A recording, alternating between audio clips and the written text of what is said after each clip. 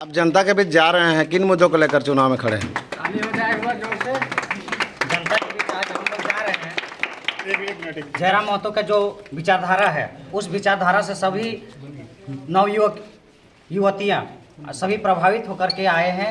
1932 का खतियान, नियोजन नीति और स्थानीय नीति।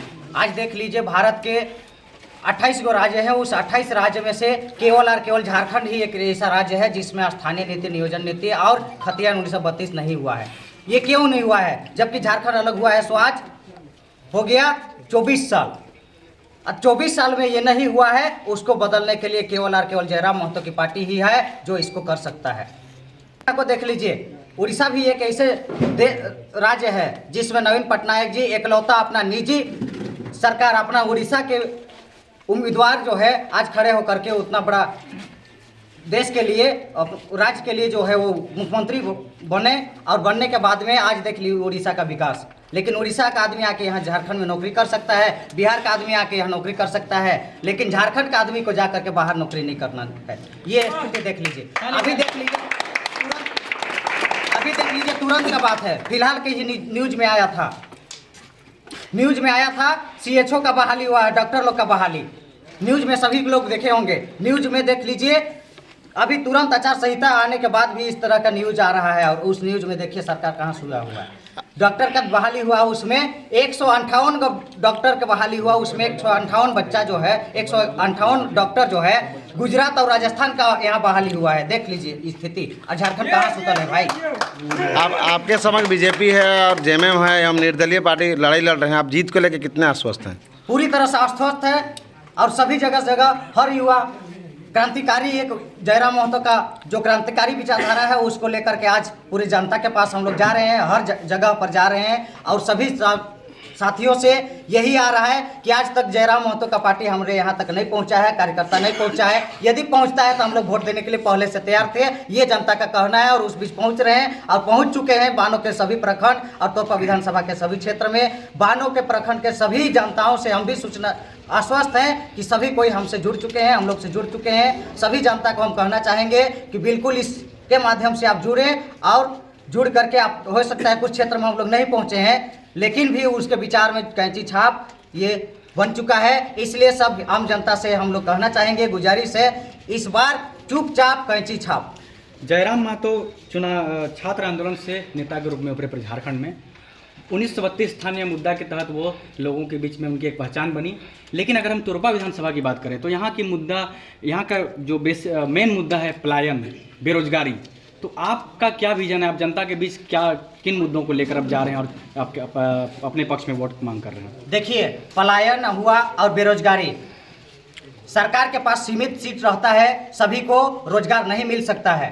परंतु सरकार के पास जो विल्सन भेंगरा अगर आते हैं, सरकार में सत्ता में आते हैं, तो इनका विचारधारा है, इनका कहना है यदि हमारा आ जाता है, हम जीत जाते हैं, तो आने वाले समय में सबसे पहला काम होगा। आज देख लीजिए, 2018 में हम लोग के बीच में जो खतियन है, पट्टा है, रसीद है, वो ऑनलाइन हुआ, बहुत अच्छा काम हुआ। अगर नहीं होता तो पंजी 2 वगैरह बाकी है, फटके साइड हो जाता तो गड़बड़ हो सकता था। और आज देख लीजिए, उसी विचारधारा पर ये प्रत्याशी जो हम लोग के हैं वो लेकर के आए हैं ये मुद्दा पर कि यदि मैं सरकार में आता हूं तो सबसे पहले जो है ये ज़मीनी खतियान जो है, अभी ऑनलाइन में गड़बड़ है। अगर हमारा ज़मीन 5 एकड़ है, उसमें से मात्र 3 एकड़ का ज़मीन का रसीद कटता है। भाई, हमारे पास कागज़ है, उतना दिन से पुराना रसीद कटा है, तो उसमें क्यों सरकार उसमें चुपे बैठी है? क्यों रसीद नहीं कट रहा? हम लोग जाते हैं कटाने के लिए तो उसमें बोलता है कि तुम्हारा तो कैथी में लिखल है, तुम्हारा तो है ऑनलाइन नहीं हुआ है, ये नहीं हो पाएगा। ये वीडियो सीओ के द्वारा, हम क्या लगता है कर्मचारी के द्वारा झारखंड में जेल के हम कितनी सीट लेने जा रही है? ये होता है। लेकिन जो है इस मुद्दा पर ये लाए हैं कि आज तक कोई भी पार्टी, नेशनल जो कांग्रेस पार्टी या जेएमएम पार्टी जो गठबंधन है, महागठबंधन, और बीजेपी का गठबंधन है, दोनों पार्टी आज तक इस मुद्दे पर आवाज़ नहीं उठाई है। जबकि ये गड़बड़ है, उसको सभी को जानते हैं। उसके बावजूद भी जमीन लेवल पर ये खतियानी जो गड़बड़ है उसको ठीक करने का कोशिश नहीं किया जा रहा है।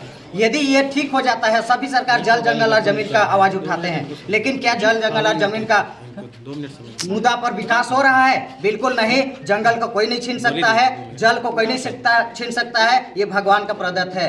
लेकिन जो जमीन है हमारे पास कागजात है, उसके बावजूद भी उस पर कदम नहीं उठाया जा रहा है। गड़बड़ी है, उसको सुधार करने के लिए जनता दरबार लगवा करके ये जो सुधार करने की जरूरत है उसको सुधार किया जाए, ताकि आने वाले समय में हमारे पास कागज पत्र जो कतियन है, जमीन है, वो ठीक हो जाए तो हम बिल्कुल उसमें कमा करके रोजी रोटी कर सकते हैं।